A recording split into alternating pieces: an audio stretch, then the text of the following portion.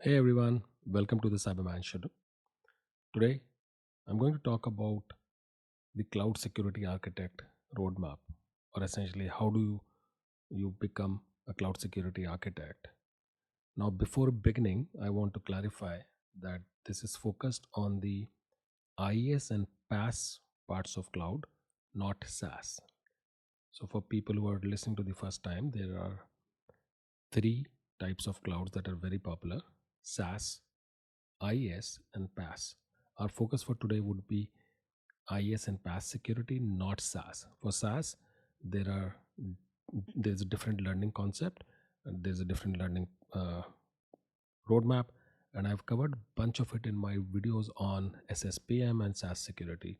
So you can visit my YouTube channel or go back into the episodes in the podcast, and you'll find it there. So starting on the cloud security architect skill set, I've divided this entire learning process in three layers, three levels. Level one is all about understanding the cloud. Okay.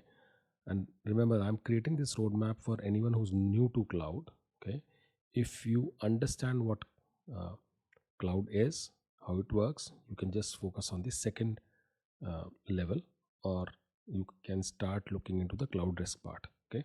So the objective of level one is to understand how cloud works and what are the risks associated with uh, IaaS and PaaS. Okay. And then what you also have to understand is various cloud security frameworks and standards.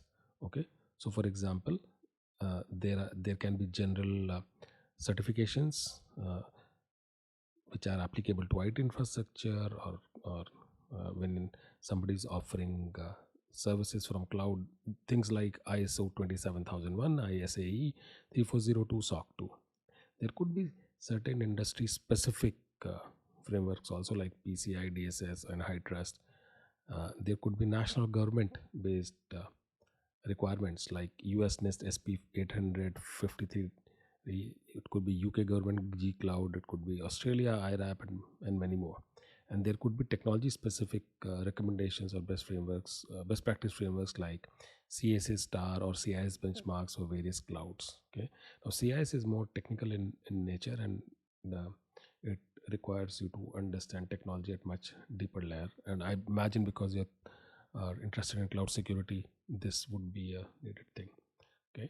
Now, as far as certifications are concerned, and if you are interested in certification, there are technology agnostic certifications from Cloud Security Alliance as well as ISC2, uh, uh, called the CCSK, or Certificate of Cloud Security Knowledge, as well as Certified Cloud Security Professional. Again, I'm not associated with any of these organizations. I'm just telling you what's out there. So that was level one. Again, reminding you, the objective is to understand how cloud works and what are the uh, risk uh, associated with various clouds. Now, moving on to two. Level two is about going deeper. Okay, if I have to give an analogy uh, from our life, level one is understanding, hey, that exercise is good for your health and lifespan and health span. Okay. And then you decide how much you want to do cardio, and if you want to do weight training, or if you want to do hybrid workouts, etc.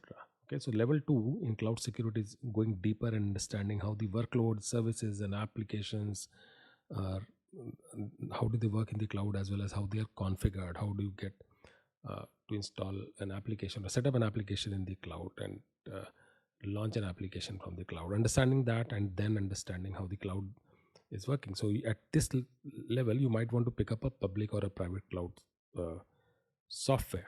Okay, for example, you can take up Azure, you can take up GCP from Google, or you can take AWS. And then from there, you start looking into native security services that are provided by these CSPs, or cloud security providers. Okay, so for example, the most basic security controls could be IAM, identity access management, MFA, multi-factor authentication, vulnerability management, network firewall, access rules or access groups, data and database security controls like storage encryption, DB encryption, key management, cloud HSM. And for application security, it could be IAM, again DDoS, WAF, bot mitigation, API security, etc. The objective of this layer is to understand what capabilities are offered by that CSP natively, and then you move into their best practice framework. So most of the clouds have a best practice framework. For example, for AWS, it's called the AWS well architected framework. For Microsoft, there are Microsoft cybersecurity reference architecture, as well as there are benchmarks like Microsoft Cloud Security Benchmark as okay. And these are documents or assessments, and they provide you these, the CSPs provide you to tool to check the current posture with the best practice from either of the cloud. Okay. uh, I know this could be very technical, so this requires an understanding of that particular CSP. So you essentially start with understanding how that CSP works, how do you launch an application in that CSP, and then you start using some of the native controls on the CSP based on the defense in depth, or a layered approach of security that you want to deploy for that application or that workload. Okay. You also have to understand compliance, understand what reporting is needed at this time, auditing, logging, where are the logs getting stored for various services, and the general infrastructure in the cloud. Okay. If you're using an application, if you're using the PaaS part, you might want to look into DevSecOps based capabilities like secret scanning, software supply chain security, pipeline security, etc. And this is an extensive topic. I'm just giving you direction. Remember, I might have missed something, but my idea about with creating these layers is to give you a basic framework, and from there you can start picking up. Okay. So again, uh, if you want to do certifications, you might want to do a cloud certification of that particular CSP, which is all about how their cloud works, and then getting a specialty certification in security. Most CSPs have uh, cloud security or security specific specialization uh, certification available. Okay, this is completely up to you. Okay, so again, if I have to compare back to the original analogy, you've decided you are going to exercise. Now it's about choosing if you want to do weight training, cardio, or both. And then once you start learning more about exercise, it's about fixing your posture, getting best practices, how many miles to run or how much weight to lift, what's your one rep max, etc. Going further deep down into the infrastructure. Okay. I recommend a project based approach where you develop an application. If you have the development skills, I highly recommend them in 2024. If you can launch an application which is containerized, start building a multi-layer approach based security, where you deploy all these controls, try doing some testing, compare what's available, what is missing.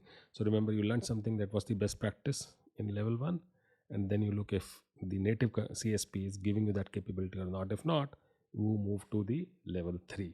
Okay. So level 3 is all about understanding third party security controls. So most of the cybersecurity companies, they have their product available on my on the CSP marketplaces, or some people call them app stores. It's Before you get into this, you have to be very clear on why do you need that control. Is it because there is a particular capability or a security control that you want to deploy, but the CSP that you're working on doesn't offer it? Or this could be multi-cloud security, where your application or your organization is using multi-cloud, and each has its own uh, capability, its own control, but there's no consistency. So you might want to take a third-party product to help you build that capability. Okay, so I'll give you a very basic example. Most native firewalls in the CSPs, to my understanding, they are not next generation firewalls. Okay, and that's why you might go for a third party firewall. And it completely depends on your project and your requirements. I've seen cases where some projects, they are not that sensitive in nature, they don't have any critical infrastructure, and cost is a concern, so companies go with the native firewall. Whereas other projects which are very critical in nature, there is sensitive data, there is customer data, so they company go for well tested next generation firewalls that are very popular in nature. Okay, so again, it goes back completely to the requirements that you have. Now what's also getting popular, and I recommend this for level 3, is working on a CNAP. So if your organization is investing into CNAP, I recommend you to get your hands dirty on CNAP. Now, CNAP is something that I've explained before in my previous podcast. I recommend you to go through that content and learn more about it. But here I'll give you a summary. So CNAP stands for Cloud Native Application Protection Platform. This is an umbrella term for platform that offer cloud security, cloud posture management, cloud workload protection, cloud identity and title management, and various other capabilities for cloud native environments. Okay, so cloud posture management essentially is an agentless or API based approach where it tells you the deviations from or drifts from the best practice policies. So, example, a CIS benchmark recommends you that your storage buckets should be encrypted. So, CSPM module of CNAP will read the S3 bucket config and tell you if those buckets are encrypted or not. Okay, it can tell you about misconfiguration. So, example, somebody has set a password which is it doesn't have enough strength or doesn't use a particular organization policy. Uh, Another thing could be UEBA, so doing outlier analysis by consuming data from flows, user activity, log data, doing compliance specific reporting, understanding overall exposure of the cloud infrastructure. The other major capability is workload protection, which is about host-based hardening, microsegmentation, application security, integrity control, malware protection, IPS, EPP, etc. Right? And I know I'm mentioning too many terms. CNAP is an extensive topic. My idea is to give you essentially a direction to work on. Okay. Then attack path analysis is a common thing available in CNAP, which essentially takes all this data, connects the dots. So example, that S3 bucket that was left unencrypted, is it connected to internet? I increase the risk of that incident and handle it first, auto remediate and automatically encrypt that bucket. Okay, is it used for critical application? Increase the severity further or criticality of that incident. Okay, then KSPM is all about Kubernetes security posture management, looking at the Kubernetes security control plane, the control plane of Kubernetes and understanding security around it. CIM is all about understanding the access that has been given. Is it overly permissive?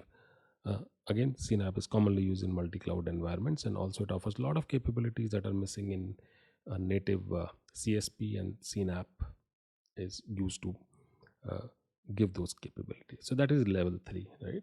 So if now level 1, if I have to summarize, level 1 is all about understanding how the cloud works and what are the risks. Level 2 is going deeper, understanding how services are getting used, what are the native security controls provided in that particular cloud. Okay. Level 3 is all about understanding whatever is missing, how do you still want to deploy the security controls from the gaps that are there.